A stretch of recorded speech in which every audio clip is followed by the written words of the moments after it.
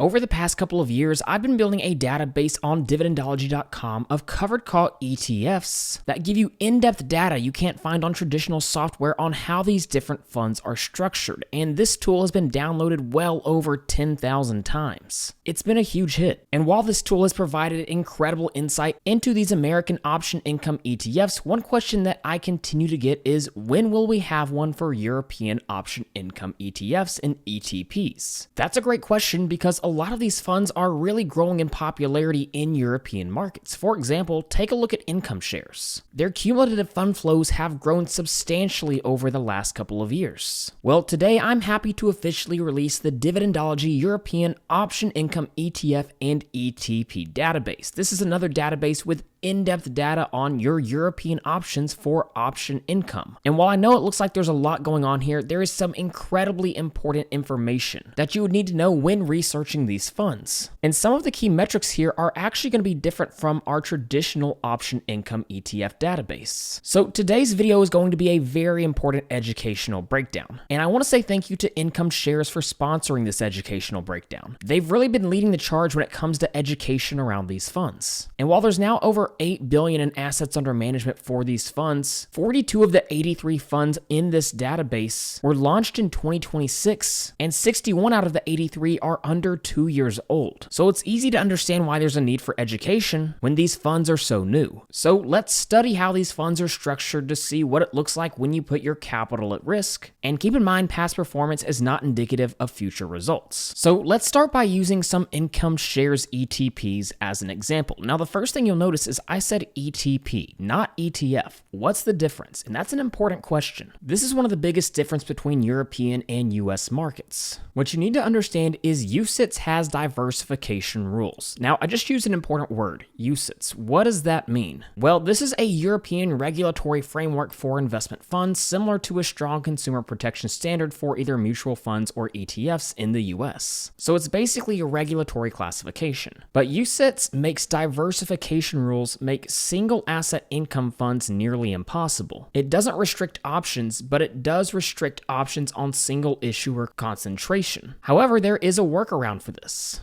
and it's ETPs. An ETP is basically a debt security issued against collateral, so the concentration limits don't apply. So from IncomeShares, you can see we have TLTY, the 20-year Treasury TLT Options ETP. This has to be an ETP because, again, it's single issuer concentration. And what you'll notice is if you look at the investment case for TLTY, you can see the fund's performance since inception versus TLT. So you can see how the ETP wrapper can be useful. It doesn't necessarily make it better, they're just different legal promises, providing basically different tools, advantages, different pros and cons. Now, with that caveat out of the way, let's go back to the database. There's a lot we can break down here, and if you've watched past videos, you should have a general idea what some of these mean, but I don't want to assume. So if we zoom in to start, we can see we have the ticker, and one of the things you'll notice is if you download this sheet for free at the link in the description, you'll also get linked directly to the fund's website here on these tickers. So for example, we could find TLTY, the fund we were just looking at, linked right here, making it very easy to find. You can find the fund issuer, the name. You can see exactly what the underlying holding is. And you can see the trailing 12-month distribution yield, as well as assets under management. We can see the expense ratio, how often they pay out their distributions, and whether it's an active or passive strategy. However, here's what's really important to understand. When we start getting over to these other metrics, you should understand things like expense ratio, the distribution yield, and the option strategy. But now we get into things like option moneyness, very important, in portfolio options coverage, also very important. But before we look at that, one of the things you'll notice is the domicile. Now, this is very important in particular for these European funds. But what do you notice?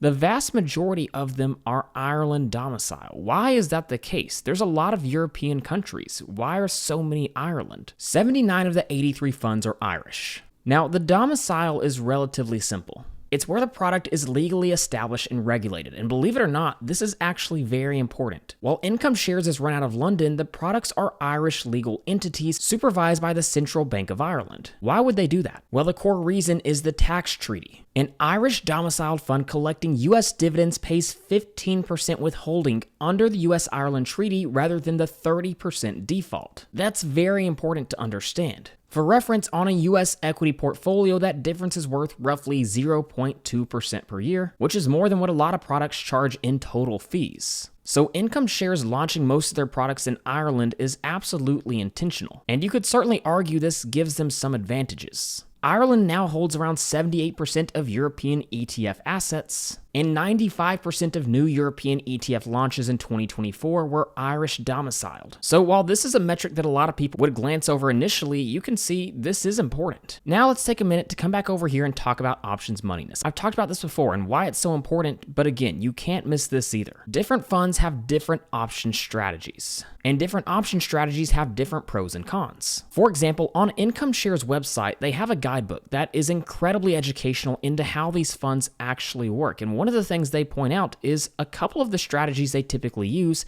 is a covered call strategy as well as a cash secured put plus equity strategy. They're very different and have different pros and cons. But ultimately, the goal is to maximize income potential selling options with exposure to the asset's price moves. So for example, covered call strategies hold the asset to benefit from partial upside. Keep in mind, that's partial upside, and it sells call options to earn income. Meanwhile, cash secured put plus equity strategies holds cash and equity in the underlying assets and sells put options to earn income. Now, in particular with the covered call strategy, you earn income from selling the call option and you keep the upside if the asset price rises up to the strike price. So what does this mean? Well, it means if the underlying asset climbs significantly higher, you likely will underperform the underlying asset, but you do get to keep the income. However, in more of a downward market, more of a sideways market, you do have the potential to outperform. So you can also reduce the downside risk using the premium received. It's a little bit different when talking about cash secured put plus equity market scenarios. In the bull market, an investor likely underperforms the market. In a bear market, the investor likely outperforms. And in a flat/choppy market, an investor again likely outperforms. So that's a bit on the actual option strategy, but what about the actual option moneyness? Well, again, you have to understand typically you'll see out of the money, at the money, and in the money calls. Out of the money typically have lower premiums than at the money or in the money because they have the highest chance of the option expiring worthless. At the money has higher premiums than out of the money, but still lower than in the money because it's equal chance of the option expiring worthless or in the money.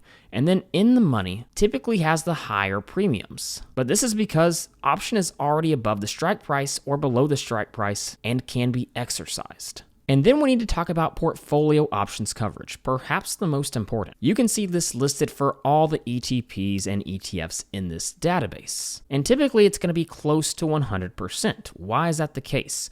Well, anytime you have high portfolio options coverage, that fund is going to provide more income. It's going to have higher income. But typically the drawdown is you're going to participate less in the stock's upside. Lower coverage means typically lower income while taking higher participation in the stock upside. So generally speaking, IncomeShares ETPs aim to maximize income by selling call or put options. So most of the time they're going to have higher portfolio options coverage. Now, I know we're moving through a lot of this fast, but keep in mind, on this database, which you can download for free at the link in the description, we do have a column guide. If we scroll over, you can see exactly what each of these columns means. On top of this, there's a couple of things you need to understand. If we scroll all the way over, we've already talked about domicile, but you can see the listing. You can see the currencies they're offered in, and what the withholding tax could potentially look like. And of course, you can see whether it's a UCITS or ETP.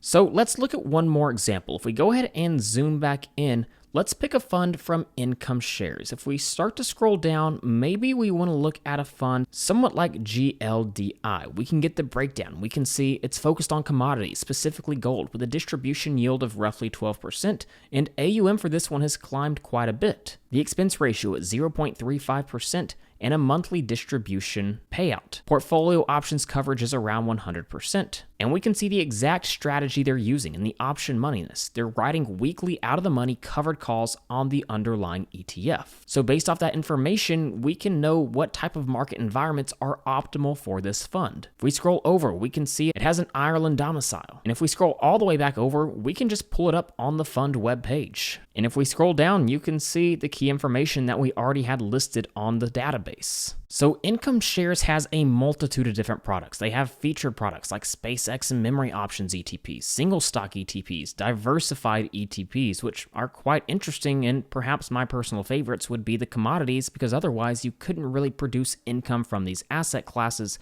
and then their fixed income ETP as well. You can get an in-depth breakdown of all these funds now on the European Option Income ETF and ETP database, which again you can download absolutely for free at the link in the description.